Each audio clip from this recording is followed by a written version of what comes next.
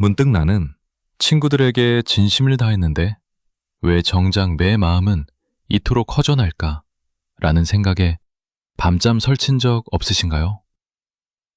분명 나는 좋은 뜻으로 한 말이었고 친구를 위하는 마음에서 꺼낸 진심이었는데 어느 순간 돌아보니 내가 만만한 사람이 되어 있거나 믿었던 인연이 멀어져 있는 경험을 하게 됩니다. 그럴 때면 가슴 한편이 무너져 내리는 듯한 배신감과 서글픔이 밀려오곤 하죠. 우리는 평생 솔직함이 미덕이라고 배우며 살아왔습니다. 하지만 인생의 수많은 고개를 넘어보니 때로는 그 지나친 솔직함이 관계를 망치는 독이 되기도 한다는 사실을 깨닫게 됩니다. 사람의 본성이라는 게 참 묘해서 상대가 너무 다 보여주면 고마워하기보다 오히려 은근히 무시하거나 나도 모르는 사이에 질투의 화살을 쏘기도 하거든요. 이건 여러분이 잘못해서 그런 게 아니라 인간이 가진 본능적인 심리 기제가 그렇게 작동하기 때문입니다. 그런데 여기서 아주 흥미로운 반전을 하나 발견하게 됩니다. 60년 넘게 공들여 쌓아온 관계를 끝까지 지켜내고 어딜 가나 대접받으며 평생 내 편을 곁에 두는 사람들에게는 아주 특별한 비밀이 하나 있었습니다. 그들은 결코 차가운 사람들이 아닙니다. 오히려 누구보다 따뜻하지만 친구 앞에서만큼은 자신의 이것들을 철저하게 숨길 줄 아는 지혜를 가졌을 뿐이죠. 겉으로 보이는 다정한 미소 뒤에 그들이 끝까지 말하지 않고 가슴 깊이 묻어두었던 것들은 무엇일까요? 사실 친구 사이에도 말하지 않아서 지켜지는 품격이 있고 적당히 감추었기에 서로의 자존감을 상처 입히지 않을 수 있었던 인연의 기술이 분명히 존재합니다. 오늘 이 영상에서는 여러분을 차가운 사람으로 만들려는 게 아닙니다. 오히려 여러분의 소중한 진심이 더 이상 값싸게 취급받지 않도록 그리고 남은 인생을 함께 걸어갈 진정한 인연들을 지켜낼 수 있는 가장 강력한 무기를 전해드리려 합니다. 친구 앞에서 끝까지 숨겼기에 오히려 평생 내 편으로 만들 수 있었던 그 소름 돋는 지혜들을 하나씩 풀어보겠습니다. 이 통찰을 아는 것만으로도 여러분은 앞으로 만날 사람들에게 상처받지 않을 단단한 마음의 방패를 얻게 되실 겁니다. 영상 시작하기 전에 구독과 좋아요를 꼭 눌러주세요. 사람의 본성을 꿰뚫어보는 안목을 갖추는 것만으로도 여러분의 노년은 훨씬 더 평온하고 품격 있게 변할 것입니다. 구독과 좋아요 눌러주시면 매일 더 지혜로운 이야기로 보답하겠습니다. 그럼 이제 친구 앞에서 끝까지 숨겼기에 평생 내 편으로 남을 수 있었던 비밀, 말투 속에 숨겨진 본성부터 차례대로 들어가 보겠습니다. 첫 번째, 30년 지기가 하루아침에 남보다 못한 사이가 되는 가장 흔한 이유. 오랜만에 만난 고교 동창들과 정다운 식사 자리입니다. 다들 선주재롱이며 건강관리 이야기로 웃음꽃을 피우던 중 한 친구가 설레는 표정으로 입을 뗍니다. 우리 아파트 이번에 드디어 재건축 확정됐어. 어제 확인해보니 가격도 작년보다 몇 억이 뛰었더라고. 그 소리를 듣는 순간 10년째 제자리 걸음인 우리 집값이 떠오르며 가슴 한편이 묵직해지죠. 축하한다는 말이 먼저 나와야 하는데 입안에선 자꾸만 다른 말이 맴돕니다. 이때 지혜로운 사람은 그동안 애썼네, 참 잘됐다라며 담백하게 축하를 건네지만 비교하는 마음을 다스리지 못한 사람은 축하한다는 말 뒤에 꼭 근데 라는 꼬리표를 붙여서 상대의 기분을 묘하게 망쳐놓고 맙니다. 어머, 정말 잘됐다. 근데 그 동네는 주차하기도 너무 힘들고 언덕이라 나이 들면 무릎 아파서 못 살겠더라. 우리 나이엔 인프라도 중요하잖아. 난 차라리 지금 우리 집처럼 마트 가깝고 평지인 게 최고인 것 같아. 돈이 다가 아니더라고. 이 한마디. 친구의 기쁜 소식을 듣자마자 그 가치를 깎아내리고 매 상황이 더 낫다는 것을 증명하려는 이 말투가 관계를 망치는 결정타가 됩니다. 그런데는 자신의 행운이 부정당했다는 기분에 입을 닫게 되고 주변 친구들도 묘한 불편함을 느끼며 슬금슬금 눈치를 보게 되죠. 결국 그 좋았던 모임은 서로의 패를 확인하고 상처만 남긴 채 서둘러 마무리됩니다. 심리학자 레온 페스팅거의 사회적 비교 이론에 따르면 인간은 본능적으로 주변 사람과 자신을 비교하며 자신의 위치를 확인하려 합니다. 특히 나이가 들수록 자산이나 자식의 성공 같은 외부적 요인에 민감해지기 마련이죠. 실제로 관계 심리학 연구에 따르면 가까운 친구 사이에서 은연중에라도 비교하는 마음을 말투로 드러냈을 때 관계 만족도는 평균 40% 이상 급격히 감소한다는 결과가 있습니다. 연구진이 50대 이상의 성인들을 대상으로 관찰한 결과 친구의 성공 소식에 나도 그 정도는 안다거나 그건 이런 단점이 있다는 식으로 비교 섞인 반응을 보인 그룹은 온전히 축하를 건넨 그룹보다 이후 1년 내 관계가 단절될 확률이 3배 이상 높게 나타났습니다. 사람들은 상대의 말 한마디보다 그 말 속에 담긴 나를 이기려는 의도를 귀신같이 알아차리기 때문이죠. 내 주변에 꼭 이런 친구가 한 명씩 있죠. 내가 좋은 일을 말하면 꼭 털을 달거나 은근히 깎아내리는 사람 말입니다. 그 사람이 성격이 괴팍해서 그런 게 아니라 사실은 자기 안의 열등감을 감당하지 못해서 나타나는 심리적 방어 패턴입니다. 말은 멀쩡하게 축하한다고 하지만 목소리의 톤이나 비꼬는 듯한 억양은 절대 숨길 수가 없습니다. 관계를 오래 지켜온 사람들은 자신의 초라함을 감추기 위해 남을 비하하는 말투를 쓰지 않습니다. 그들이라고 부러운 마음이 없을까요? 아닙니다. 그들도 속으로는 쓰리고 배가 아플 때가 있습니다. 하지만 그들은 잘 알고 있습니다. 내 마음의 불편함을 친구에게 내뱉는 순간 얻는 건 찰나의 승리감뿐이고 잃는 건 평생의 동료라는 사실을 말이죠. 이건 성격 문제가 아니라 관계를 지키기 위해 매 감정을 다스릴 줄 아는 선택의 문제입니다. 인간은 자신과 비슷한 처지에 있는 사람이 자신보다 더 나은 것을 가졌을 때 가장 큰 시기심을 느낀다. 하지만 그 시기심을 입 밖으로 내뱉는 순간 당신은 친구를 잃는 것이 아니라 당신의 품격을 스스로 바닥에 내팽개치는 것이다.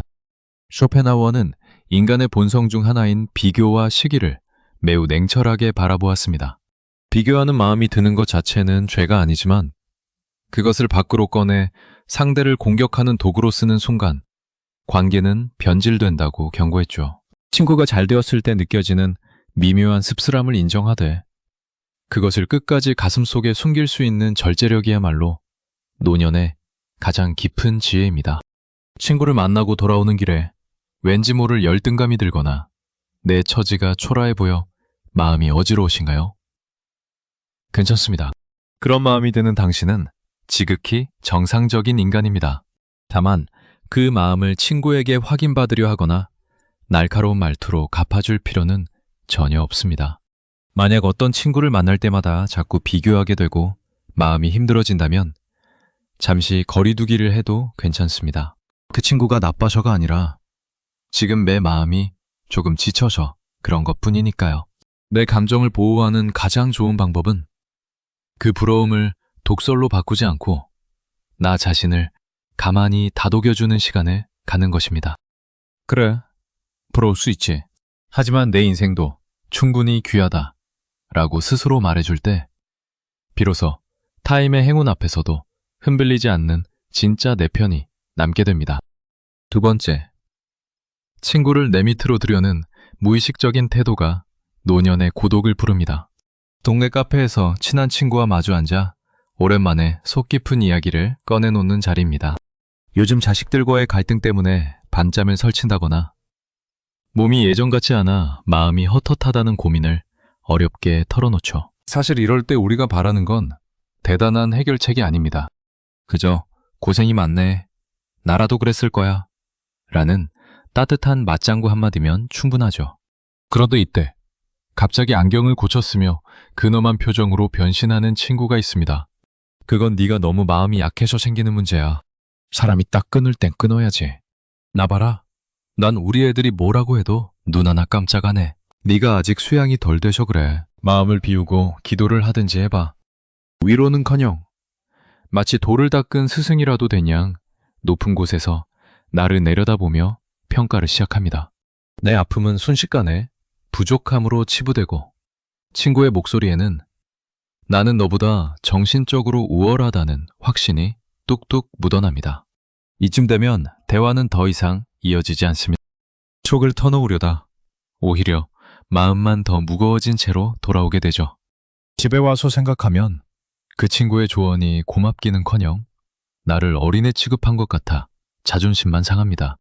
도움을 가장한 이 우월감이 사실은 관계를 서서히 좀먹는 가장 무서운 독이었던 겁니다.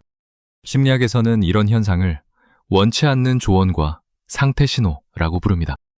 하버드 대학교 심리학 연구팀의 발표에 따르면 상대방이 요청하지 않았음에도 가르치려 드는 말투를 자주 사용하는 사람을 만났을 때 피실험자의 63% 이상이 즉각적인 심리적 거부감을 느꼈다고 합니다. 특히 흥미로운 점은 조언을 하는 사람의 뇌에서는 타인을 통제할 때 느껴지는 쾌감 중추가 활성화된다는 것입니다. 반면 그 조언을 듣는 사람의 뇌는 사회적 위협을 느꼈을 때와 동일한 반응을 보였죠. 즉, 친구를 위한다는 명목으로 던진 훈계가 과학적으로는 친구를 공격하는 비언어적 신호와 같다는 뜻입니다. 사람들은 본능적으로 대화의 흐름 속에서 상대가 나를 자기 밑으로 두려 한다는 것을 귀신같이 알아차립니다. 그리고 그 신호가 감지되는 순간 마음의 문을 쾅 닫아버리는 것이죠. 그 친구가 유독 가르치려 들고 높은 곳에서 말하는 건 사실 성격이 나빠서라기보다 본인의 삶에서 잃어버린 영향력을 친구를 통해 확인받으려는 심리적 패턴입니다. 사회적 역할이 줄어든 노년에 나 여전히 똑똑하고 대단한 사람이야 라는 것을 친구의 고민을 해결해 줌으로써 증명하고 싶은 것이죠. 하지만 평생 내 편을 곁에 두는 진짜 지혜로운 이들은 이 지점을 철저히 경계합니다. 그들은 친구가 고민을 말할 때 내가 더 나은 해결책을 알고 있더라도 그 우월감을 숨깁니다. 대신 참 힘들었겠네. 나라도 마음이 안 좋았을 거야 라며 기꺼이 상대와 같은 높이로 내려갑니다. 말은 멀쩡한데 행동은 다르게 움직이는 사람들은 늘 상대를 가르치려 하지만 진짜 내 편이 많은 사람들은 상대를 안아주려 합니다. 우월함을 숨기고 곁을 내주는 것. 그것이 노년의 관계를 지키는 가장 품격 있는 기술입니다. 우리가 타인보다 더 현명하다고 믿는 순간 우리는 세상에서 가장 어리석은 사람이 된다. 진정한 지혜는 내가 아무것도 모른다는 것을 인정하고 타인의 고통 앞에 나란히 서는 데 있다. 16세기의 철학자 몽테뉴는 인간이 가진 오만함을 가장 경계했습니다.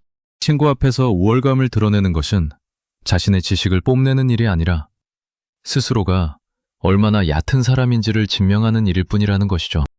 친구보다 똑똑해 보이는 것보다 친구가 편안하게 기댈 수 있는 넉넉한 그늘이 되어주는 것이 훨씬 더 어려운 법입니다. 만날 때마다 당신의 인생을 평가하고 훈계하며 은근히 무시하는 친구 때문에 속상하셨나요?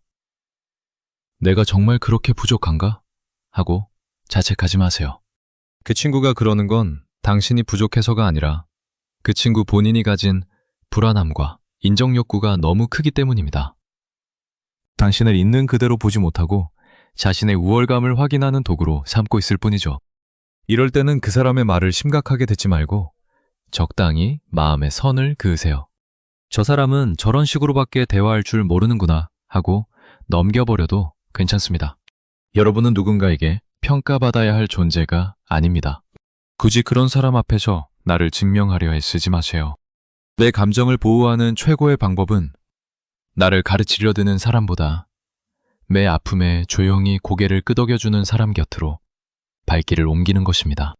여러분의 인생은 이미 그 자체로 충분히 성숙하고 귀하니까요.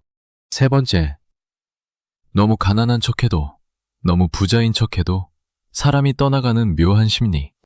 동네 친구들과 등산을 마치고 내려와 시원한 막걸리에 파전 한 접시 하는 자리입니다. 기분 좋게 먹고 마신 뒤 계산대에 섰을 때 우리 주변엔 꼭 두 부류의 사람이 있습니다. 첫 번째는 소문난 알부자인데도 만날 때마다 요즘 경기가 안 좋아서 죽겠다. 나갈 돈만 많아서 남는 게 하나도 없다. 며 입버릇처럼 가난한 척을 하는 친구입니다. 처음엔 그렇구나 하며 위로하던 친구들도 매번 계산대 앞에서 신발끈만 고쳐매는 그 모습에 서서히 질려버립니다. 저 친구는 우리를 돈 쓰는 기계로 보나? 하는 불쾌감이 쌓이죠. 반대로 만날 때마다 이번에 우리 아들이 용돈을 수백만 원 줬다. 나 아니면 이런 거 언제 먹어보겠냐? 부자인 척 목소리를 높이는 친구도 있습니다. 밥값은 그 친구가 낼지 몰라도 듣는 사람 마음은 편치 않습니다. 고마운 마음보다 나를 자기보다 아랫사람으로 보나 하는 묘한 열등감이 피어오르거든요. 지혜로운 사람은 지갑을 열 때 이 두 가지 감정을 철저히 숨깁니다. 내가 형편이 넉넉해도 친구가 위축될까봐 말을 아끼고, 설령 조금 힘들어도 친구에게 부담 줄까봐 구태여 죽는 소리를 하지 않습니다. 돈에 섞인 내 감정을 숨기지 못하고 밖으로 흘리는 순간 평생 쌓아온 우정은 모래성처럼 허무하게 무너지고 맙니다. 심리학계에서는 돈과 인간관계의 상관관계를 끊임없이 연구해 왔습니다. 한 사회심리학 연구에 따르면 친구 사이에서 금전적 문제나 경제적 격차에 대한 감정이 직접적으로 노출될 경우 갈등이 발생할 확률이 평소보다 2.4배 이상 높아진다는 결과가 있습니다. 특히 상대적 박탈감에 관한 실험에서 참가자들은 친구가 자신보다 훨씬 부유하다는 사실을 반복적으로 인지하게 될 때 뇌의 통증 중추가 활성화되는 반응을 보였습니다. 반대로 친구가 지나치게 가난을 호소할 때는 심리적 부채감과 피로도가 급격히 상승했죠. 연구팀은 사람들은 경제적 수준이 비슷한 사람에게 편안함을 느끼며 이 균형을 깨트리는 감정 노출은 관계 단절의 가장 큰 원인이 된다고 분석했습니다. 즉, 돈 이야기를 숨기는 것은 가식이 아니라 관계를 유지하기 위한 최소한의 안전장치라는 뜻입니다. 많은 분이 친구 사이에 돈 좀 자랑할 수 있지, 힘들면 힘들다고 말하는 게 솔직한 거 아니냐고 하십니다. 하지만 노년의 관계에서 돈은 더 이상 경제적인 수단이 아니라 자존감 그 자체입니다. 그 사람이 자꾸 돈 자랑을 하거나 가난한 척을 하는 건 결국 나 좀 알아달라는 인정 욕구나 나를 무시하지 말라는 방어 기제 때문입니다.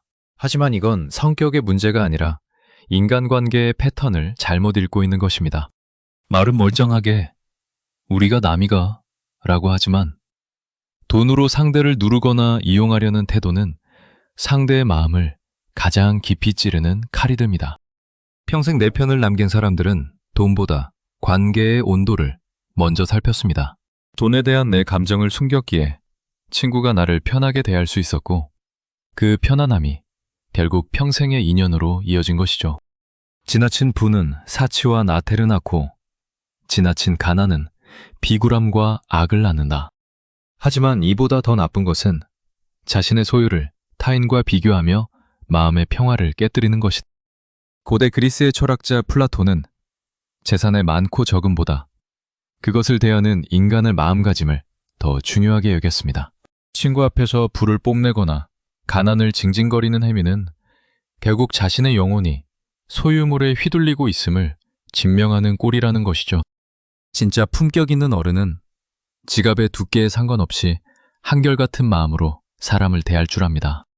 친구들과의 모임에서 돈 때문에 미묘하게 마음이 상하거나 내 형편이 들킬까봐 혹은 상대의 자랑 때문에 발길을 끊고 싶으셨나요? 그럴 땐 잠시 멈춰서서 내 마음을 들여다보세요. 돈 때문에 서운한 게 아니라 그 돈에 섞인 무시나 부담이라는 감정 때문에 힘드신 걸 겁니다. 돈 문제는 내가 통제할 수 없는 부분이 많지만 돈을 대하는 내 태도는 내가 결정할 수 있습니다. 자랑하고 싶은 마음 혹은 위로받고 싶은 마음을 조금만 누르고 친구의 인격 그 자체를 바라봐 주세요. 돈보다 관계가 중요했던 사람들이 결국 마지막까지 사람을 남깁니다. 여러분의 가치는 통장 잔고가 아니라 여러분 곁을 지켜주는 진심 어린 친구들의 숫자로 증명되는 것이니까요. 지금부터라도 돈에 휘둘리지 않는 단단한 마음의 중심을 잡아보시길 바랍니다. 네 번째, 당신의 한숨소리에 친구들이 슬금슬금 자리를 피하는 소름 돋는 이유. 오랜만에 동네 카페에서 친구들과 모여 앉았습니다. 다들 웃으며 안부를 묻는 와중에 유독 한 친구만은 앉자마자 깊은 한숨을 내뱉습니다. 알도 마. 우리 며느리는 어쩜 그렇게 무심한지 몰라. 나란 일은 또 왜 이 모양인지. 세상 살기 참 무섭네. 처음 한두 번은 다들 고개를 끄덕이며 맞아, 속상하겠다. 세상이 참 험하지 하고 진심으로 맞장구를 쳐줍니다. 하지만 만날 때마다 똑같은 레퍼토리가 반복되면 상황은 달라지죠. 친구가 입을 떼기도 전에 주변 사람들은 벌써 피로감을 느끼기 시작합니다. 시계만 자꾸 쳐다보게 되고 화장실을 핑계로 자리를 피하거나 다음 모임에는 바쁘다며 핑계를 대고 나오지 않게 됩니다. 이 한숨 섞인 하소연을 하는 친구는 생각하죠. 우리가 친구 사이에 이런 말도 못해? 내 편이라면 내 아픔을 다 들어줘야 하는 거 아니야? 하지만 미안하게도 친구의 인내심은 거기까지가 아닙니다. 하소연은 위로를 부르기도 하지만 동시에 듣는 이의 에너지를 뺏어가는 감정의 빨대와 같습니다. 내 불만과 하소연을 숨기지 못하고 쏟아낼수록 역설적으로 당신 곁의 사람들은 가장 먼저 등을 돌리게 됩니다. 심리학에는 정서적 전염이라는 개념이 있습니다. 타인의 감정이 주변 사람들에게 마치 바이러스처럼 전파되는 현상을 말하죠. 독일의 한 심리연구소에서 진행한 실험에 따르면 지속적으로 타인의 불평과 하소연을 들어야 하는 사람의 스트레스 수치는 평균 45% 이상 상승하며 이는 실제로 간접 흡연만큼이나 뇌 건강에 해롭다는 결과가 나왔습니다. 특히 60대 이상 시니어를 대상으로 한 심층 면접에서는 놀라운 결과가 발견되었습니다. 관계에서 가장 피하고 싶은 사람 1위로 성격이 나쁜 사람보다 만날 때마다 하소연만 하는 사람이 꼽혔습니다. 무려 78%의 응답자가 상대의 지속적인 불만을 들을 때 관계를 끊고 싶은 충동을 느낀다고 답했죠. 하소연은 당신에게는 배출구일지 모르지만 듣는 이에게는 치워야 할 심리적 쓰레기가 되어버리는 것입니다. 그 사람이 왜 그렇게 만날 때마다 죽는 소리를 하고 세상 탓을 할까요? 이건 성격이 유독 비관적이어서라기보다 하소연을 통해 얻는 일시적인 쾌감에 중독되었기 때문입니다. 내 불행을 말함으로써 상대의 관심을 끌고 당신은 잘못이 없어요 라는 확인을 받고 싶은 보상 심리가 작동하는 것이죠. 하지만 평생 내 편을 남기는 사람들은 이 지점을 아주 영리하게 통제합니다. 그들은 말은 멀쩡한데 행동이 다르게 움직이는 사람들의 특징을 잘 압니다. 입으로는 친구를 사랑한다고 하지만 실제로는 친구의 귀를 자신의 감정 배출구로만 사용하는 이기심을 경계하는 것이죠. 관계를 오래 유지하는 사람들은 자신의 불행을 전시하지 않습니다. 오히려 힘든 일이 있을수록 입을 닫고 스스로를 다스리는 시간을 갖습니다. 내가 내 짐을 스스로 지고 있을 때 친구들은 비로소 당신 곁에서 부담이 아닌 편안함을 느끼게 됩니다. 하소연을 숨기는 것은 친구를 속이는 것이 아니라 친구의 평온한 하루를 지켜주는 최고의 배려입니다. 자신의 고통을 쉼없이 타인에게 쏟아붓는 자는 타인의 영혼 속에 독을 뿌리는 것과 같다. 진정한 강자는 자신의 고통을 보석처럼 닦아 침묵 속에 간직할 줄 아는 사람이다. 니체는 인간이 자신의 부정적인 감정을 타인에게 전가하려는 욕구를 날카롭게 비판했습니다. 내 불만을 말함으로써 잠시 시원해질지는 몰라도 그 대가로 친구의 영혼을 병들게 한다면 그것은 우정이 아니라는 뜻이죠. 모든 감정을 다 털어놓지 않아도 관계는 충분히 진실할 수 있습니다.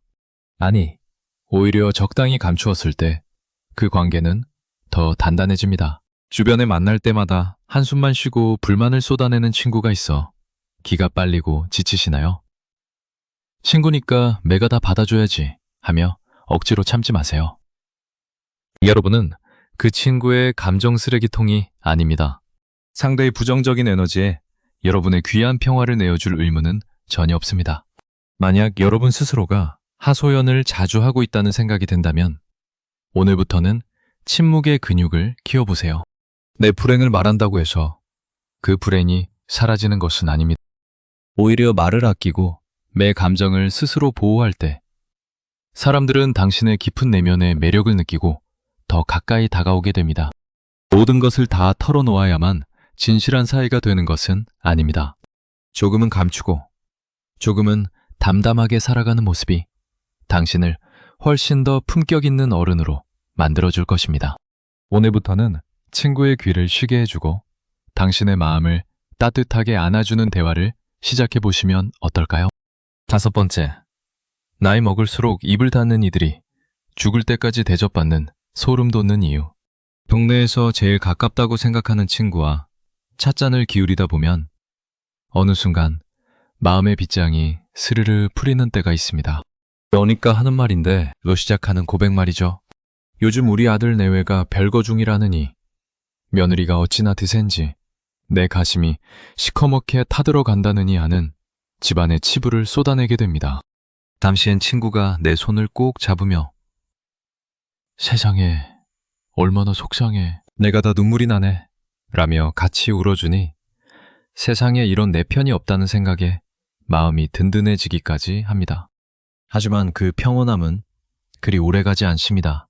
몇 달 뒤 집안일이 어느 정도 해결되어 다시 웃음을 찾을 때쯤 생각지도 못한 곳에서 뒤통수를 맞게 되죠.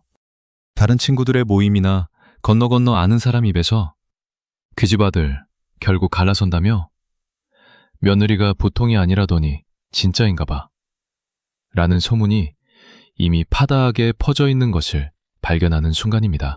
내 진심 어린 고백이 친구의 입을 거치며 아주 자극적이고 맛 좋은 안주거리로 변질된 것이죠. 그때의 배신감은 말로 다 할 수 없습니다. 친구를 원망해 보지만 이미 엎질러진 물이죠. 내 아픈 상처를 다 보여주는 순간 친구는 나를 위로받아야 할 사람이 아니라 입방아에 올리기 좋은 화제거리로 취급하기 시작한 겁니다. 내 패를 다 보여준 대가는 이토록 처참합니다. 나이 먹을수록 모든 걸 다 말하는 게 진실한 게 아니라 오히려 매 가족의 품격을 스스로 깎아내리는 지름길이 된다는 걸 우리는 너무 늦게 깨닫곤 합니다. 심리학에는 자기 노출의 역설이라는 개념이 있습니다. 적당한 정보 공유는 친밀감을 높이지만 선을 넘은 과도한 사생활 공개는 오히려 상대에게 심리적 부담을 주고 나의 사회적 가치를 급격히 떨어뜨린다는 이론이죠. 실제로 미국의 한 대학 연구팀이 성인들을 대상으로 진행한 실험에 따르면 자신의 치부나 집안의 부정적인 정보를 80% 이상 노출한 사람은 그렇지 않은 사람에 비해 주변인들로부터 받는 신뢰도와 존중 점수에서 무려 50% 이상 낮은 수치를 기록했습니다. 더 흥미로운 점은 사람들은 모든 걸 다 말하는 사람을 진실하다고 느끼기보다 자기 통제력이 부족한 사람으로 판단한다는 사실입니다.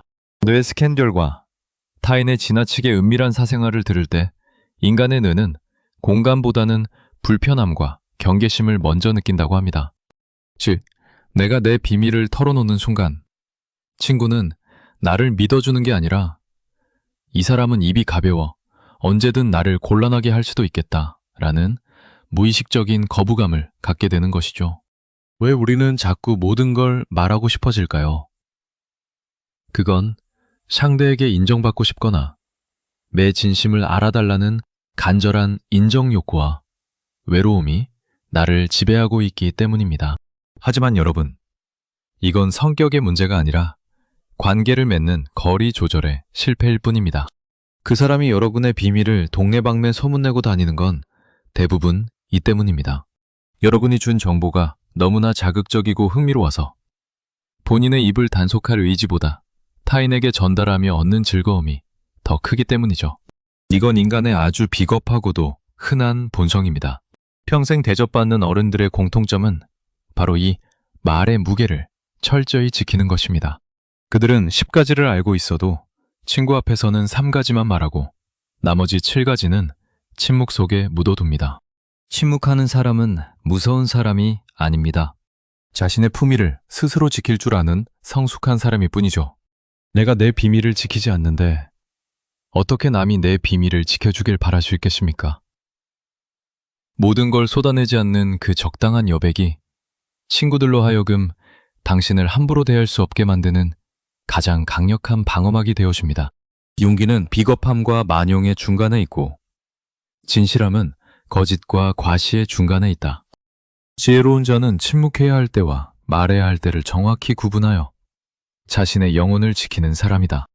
고대 그리스의 철학자 아리스토텔레스는 모든 덕목의 핵심으로 중용을 강조했습니다. 솔직함도 지나치면 무례함이나 과시가 들고 너무 감추면 거짓이 된다는 뜻이죠. 하지만 노년의 관계에서는 지나친 솔직함보다는 차라리 약간의 신비로움을 간직하는 것이 훨씬 더 지혜로운 선택입니다. 내 속을 다 보여주지 않는 그 말하지 않은 선택 또한 하나의 아주 깊은 대화법이라는 사실을 기억해야 합니다.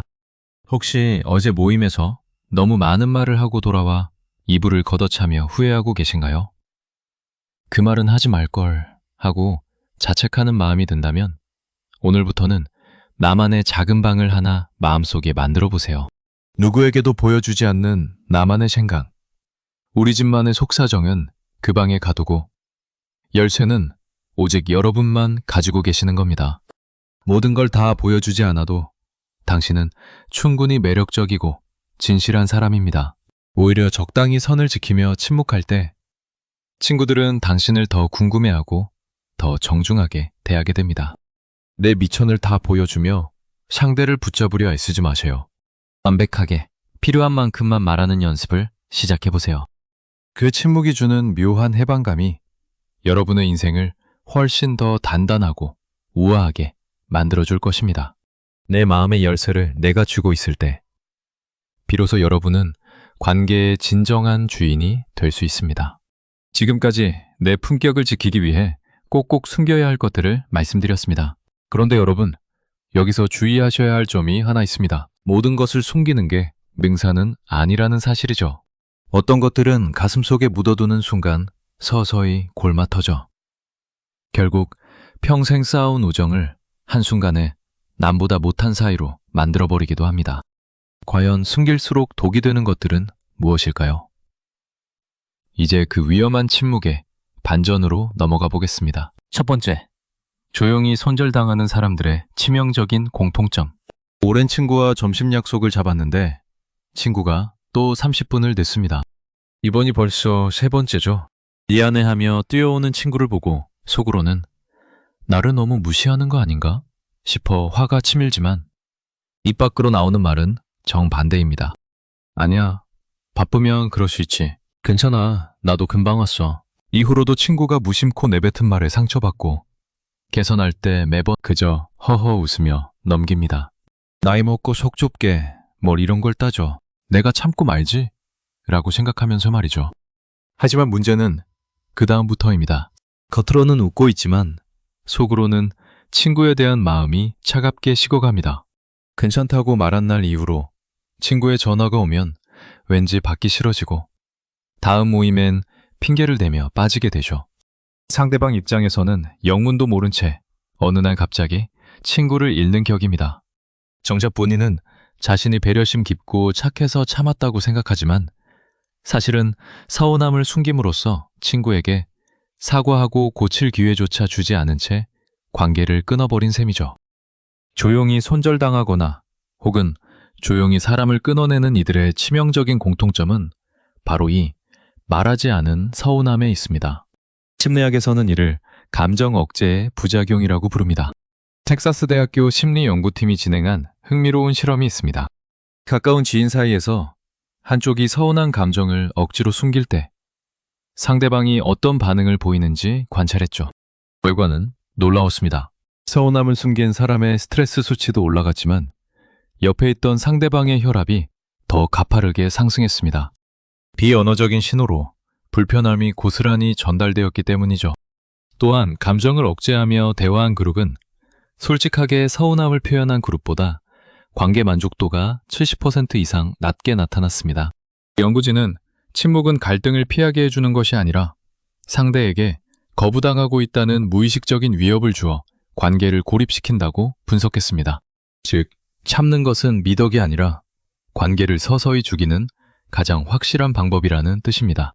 주변에 나는 뒤끝 없어, 그냥 참고 말지 라고 말하는 분들 있죠? 사실 이런 분들이 가장 위험합니다. 서운함을 숨기는 건 상대를 배려해서가 아니라 갈등이 두려워 도망치는 심리적 회피인 경우가 많기 때문입니다. 말은 멀쩡하게 괜찮다고 하지만 행동은 이미 친구로부터 멀어지고 있습니다. 이건 성격이 좋아서 찾는 게 아니라 관계를 지킬 용기가 부족해서 포기하고 있는 것입니다. 평생 내 편을 남기는 사람들은 서운한 게 생기면 그 자리에서 혹은 적절한 때에 아주 담백하게 꺼내놓습니다. 자네 아까 그 말은 내가 듣기에 조금 서운하더라고. 라고 말이죠. 이렇게 말하면 큰 싸움이 날 것 같지만 의외로 진짜 친구라면 내가 실수했네. 미안해. 한마디로 상황이 끝납니다. 서운함을 숨기는 사람은 친구를 나쁜 사람으로 만들며 혼자 이별을 준비하지만 서운함을 말하는 사람은 친구에게 더 좋은 사람이 될 기회를 줍니다. 이것이 노년의 우정을 단단하게 만드는 진짜 기술입니다. 우정의 가장 큰 불행은 서로에게 진실하지 못한 침묵을 지키는 것이다. 마음속의 가시를 꺼내지 않고 품고 있는 것은 스스로의 심장을 찌르는 것과 같다. 프랑스의 철학자 몽테뉴는 진실한 대화가 없는 관계는 껍데기에 불과하다고 보았습니다. 서운함을 참는 것이 우정을 지키는 길이라 믿는 이들에게 그는 그것이 오히려 스스로와 상대를 해치는 일이라고 경고한 것이죠. 가슴속에 고인 서운함의 물을 제때 빼주지 않으면 그 물은 반드시 썩어 인연의 뿌리를 썩게 만듭니다. 그동안 친구에게 서운한 일이 있어도 나이 먹고 유치하게 뭘 그런 걸 말해 하며 꾹꾹 눌러 담으셨나요? 그래서 지금 그 친구와의 만남이 즐겁지 않고 부담스럽게 느껴지시나요? 그렇다면 이제는 그 착한 사람이라는 가면을 조금 내려놓으셔도 됩니다. 서운함이 생기는 건 여러분이 예민해서가 아니라 그만큼 그 친구를 아끼고 있었다는 증거입니다. 서운함은 싸우라는 신호가 아니라 관계를 더 단단하게 지키라는 신호입니다. 무작정 참다가 어느 날 갑자기 인연을 끊는 것은 상대에게도 그리고 소중한 시간을 함께한 여러분 자신에게도 너무나 가혹한 일이죠. 조금 서툴러도 괜찮습니다. 아까 그 말은 조금 서운하네 라고 가볍게 툭 던져보세요. 만약 그 말 한마디에 등을 돌릴 사람이라면 어차피 떠날 인연이었던 것이고 진정한 친구라면 여러분의 손을 더 꽉 잡아줄 것입니다. 내 감정을 보호하는 진정한 방법은 참는 것이 아니라 내 마음의 경계선을 정중하게 알려주는 것입니다. 여러분의 소중한 우정이 침묵 속에 시들지 않기를 바랍니다. 두 번째, 30초면 풀 오해를 30년 동안 품고 사는 사람들의 비극적인 공통점. 벌써 10년도 더 된 일입니다. 가장 친하다고 믿었던 친구가 내 자식 결혼식에 얼굴도 비치지 않았죠. 축의금 명부를 몇 번이나 뒤져봐도 이름 석자가 보이지 않았을 때 그 서운함은 곧 분노로 바뀌었습니다. 내가 그동안 걔한테 어떻게 했는데 이럴 수가 있나 싶어 그 심한 마음에 연락을 먼저 끊어버렸죠. 그렇게 10년이 흘러 우연히 다른 모임에서 그 친구의 소식을 듣게 됩니다. 말도 마. 그때 걔네 집에 큰 불이 나서 병원 신세 지느라 정신이 하나도 없었다더라. 너한테 미안해서 연락도 못하고 끙끙 앓았다던데. 그 순간 가슴이 덜컥 내려앉습니다. 30초면 물어볼 수 있었던 무슨 일 있니? 라는 그 한마디가 어려워서 30년 우정을 쓰레기통에 던져버린 셈이죠. 우리는 흔히 내가 본 것, 내가 느낀 것만이 진실이라고 믿습니다. 하지만 상대의 사정을 모른 채 혼자 내린 결론은 대개 오해일 때가 많습니다. 자존심 때문에 혹은 당연히 이랬겠지 라는 섣부른 짐작 때문에 소중한 인연을 원수로 만드는 일. 우리 주변에서 정말 흔하게 일어나는 비극이죠. 심리학에는 기본적 귀인 오류라는 개념이 있습니다. 타인의 행동을 해석할 때 그 사람의 상황보다는 성격이나 의도 탓으로 돌리려는 경향을 말하죠.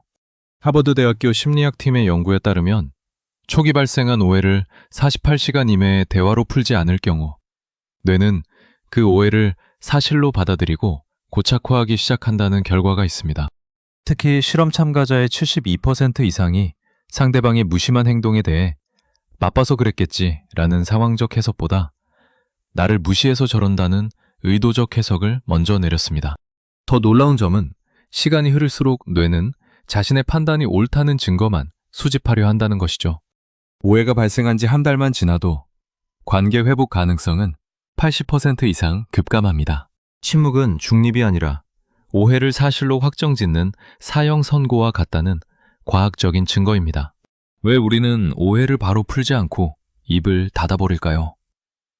이건 여러분이 모질어서가 아니라 상처받기 싫은 방어 기제 때문입니다. 먼저 물어봤다가 거절당할까봐, 혹은 내가 구걸하는 것처럼 보일까봐 자존심을 세우는 것이죠. 하지만 이건 성격 문제가 아니라 아주 위험한 관계의 패턴입니다. 말은 멀쩡하게 시간이 지나면 다 알게 되겠지 라고 하지만 사실 그 시간 동안 관계는 서서히 썩어 들어갑니다. 평생 내 편을 남기는 사람들의 특징은 오해가 생겼을 때 나의 자존심보다 우리의 관계를 위에 둡니다. 그들은 대단한 사과를 바라는 게 아니라 그저 담백하게 묻습니다. 그때 무슨 일이 있었어? 라고 말이죠. 이 짧은 물음 하나가 30년 쌓인 오해의 벽을 허무는 열쇠가 됩니다. 침묵으로 일관하는 것은 오해를 긍정하는 것과 다름없다는 사실을 꼭 기억해야 합니다. 진실은 오직 대화를 통해서만 빛을 발한다. 혼자 내린 결론은 동굴 속에 비친 그림자와 같아서 결코 실체를 보여주지 못한다. 플라톤은 인간이 가진 편견과 오해를 동굴 속 그림자에 비유했습니다. 우리가 상대에 대해 멋대로 단정짓는 모든 것들이 사실은 왜곡된 그림자일 수 있다는 것이죠. 그 동굴 밖으로 나와 진짜 빛을 보려면 반드시 상대와의 대화가 필요합니다. 내 머릿속의 시나리오를 멈추고 상대의 목소리를 듣는 것. 그것이 철학이 말하는 관계의 기본입니다. 혹시 마음 한구석에 그때 걔는 왜 그랬을까 하며 아직도 미워하는 인연이 있으신가요? 혹은 말 한마디 제대로 못해보고 멀어진 친구 때문에 가슴이 답답하시진 않나요? 그렇다면 그 무거운 마음을 이제는 조금 내려놓으셔도 됩니다. 오해를 풀지 못한 건 당신의 잘못이 아니라 그저 그때는 그럴 만한 용기가 조금 부족했을 뿐입니다. 하지만 만약 지금이라도 그 인연을 되찾고 싶다면 먼저 손을 내미는 용기를 내보세요. 오래전 일이지만 문득 궁금해서 연락했어 라고 가볍게 시작해도 좋습니다. 설령 오해가 풀리지 않더라도 내 마음속의 응어리를 밖으로 꺼내는 것만으로도 당신은 그 과거로부터 해방될 수 있습니다.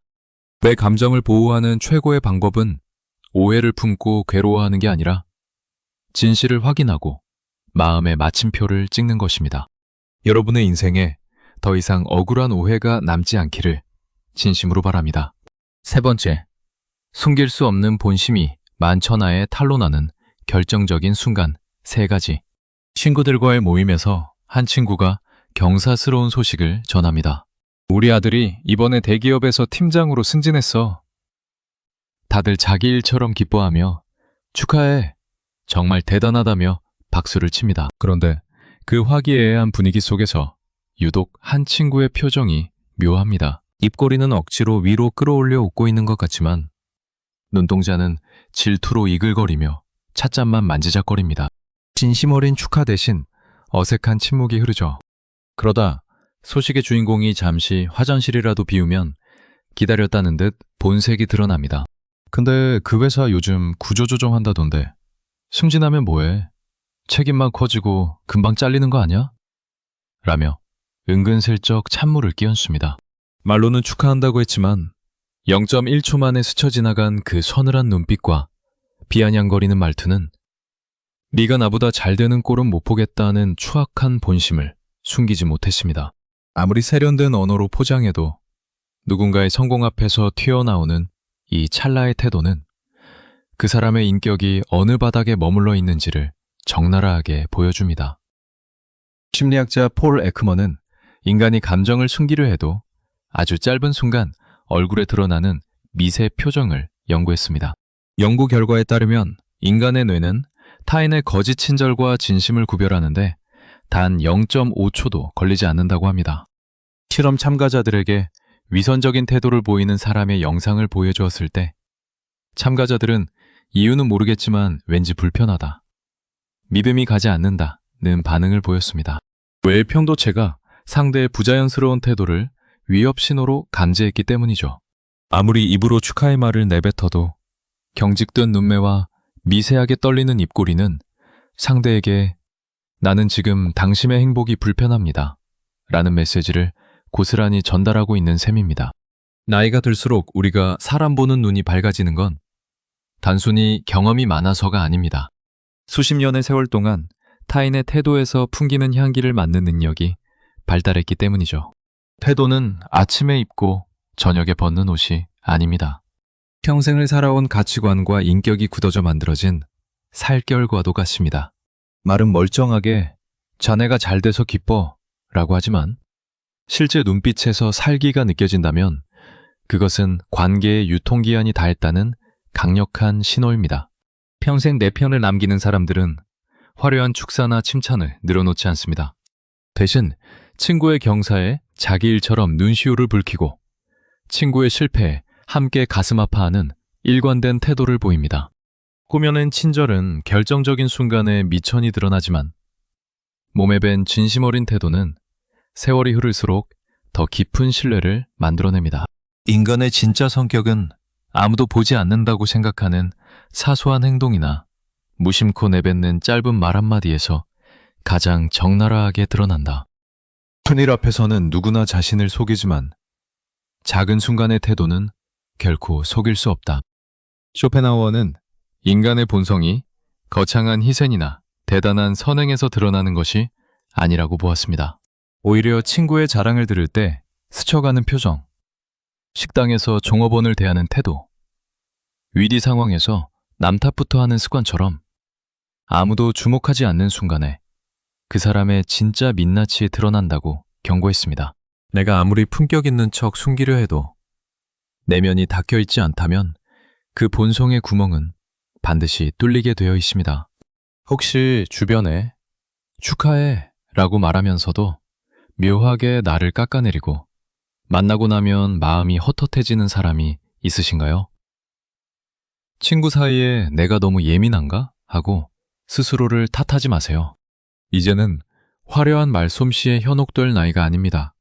상대가 내 기쁜 소식에 어떤 눈빛을 보내는지, 내가 힘들 때 어떤 손길을 내미는지 유심히 살펴보세요.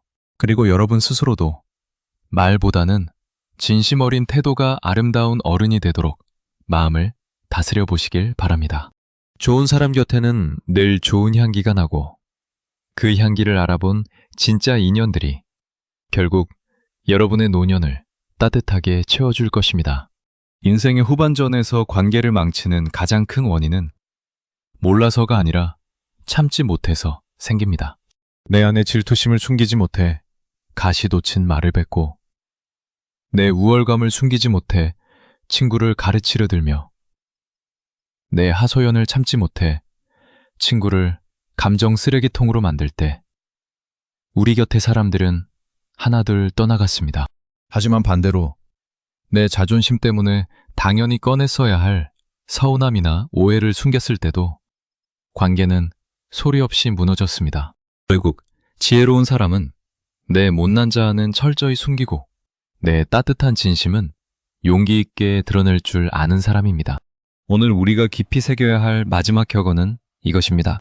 말이 입 안에 있을 때는 네가 말의 주인이지만 말이 입 밖으로 나오는 순간 네가 말의 종이 된다. 우리가 내 안에 뒤틀린 감정을 다스리고 입을 닫고 있을 때 우리는 그 상황의 주도권을 쥔 주인입니다. 하지만 홧김에 뱉은 말, 깊은 생각 없이 내보인 내 미천, 상대를 무시하는 태도는 입 밖으로 나오는 순간 거대한 족쇄가 되어 나를 옭아맵니다. 나이 들수록 한 번 뱉은 말은 주워 담기가 수백 배 더 힘들어집니다.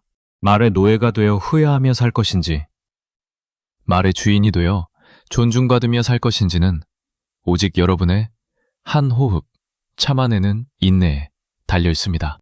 사람은 속여도 세월은 속일 수 없습니다. 아무리 좋은 말로 포장해도 결국 마지막에 남는 것은 여러분이 평생 갈고 닦은 태도입니다. 남을 나보다 낮게 여기는 겸손함, 친구의 성공을 진심으로 기뻐해주는 넉넉함, 그리고 서운한 일이 있어도 정중하게 대화로 풀 줄 아는 그 성숙함이야말로 평생 내 편을 만드는 가장 강력한 자석입니다. 모든 걸 다 보여주지 않아도 괜찮습니다. 조금은 비어있고 조금은 신비로운 그 여백이 오히려 당신을 더 매력적인 어른으로 만들어줄 것입니다. 오늘부터는 입술의 문을 지키고 마음의 창을 지혜롭게 열어보시길 바랍니다. 그 틈 사이로 당신을 진심으로 아끼는 진짜 인연들이 따뜻한 햇살처럼 스며들 것입니다.